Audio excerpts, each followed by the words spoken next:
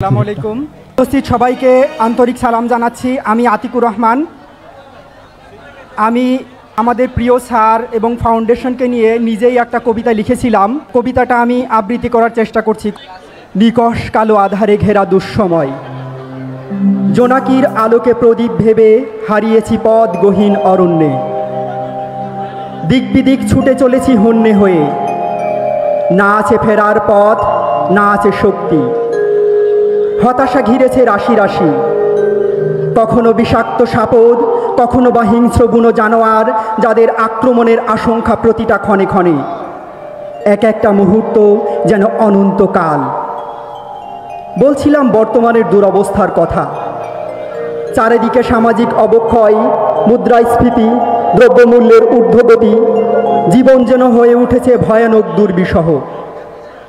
প্রতিটা দিন বাঁচার জন্য করতে হয় মহাযুদ্ধ। তারপর আবার পড়ালেখা শেষে কর্মহীন বেকারত্ব। চাকরি সে তো সোনার হরিণ।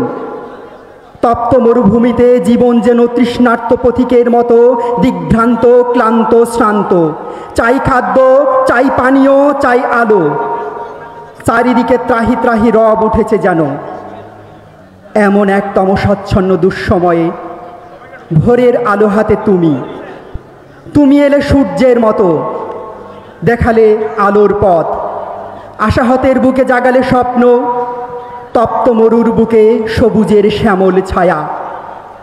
বেকারত্বের অভিশাপ থেকে মুক্ত করার সুদৃঢ় প্রত্যয় তোমার চোখে, মুখে, বুকে, বাহুতে, এমনকি তোমার জীবন ও কর্মে।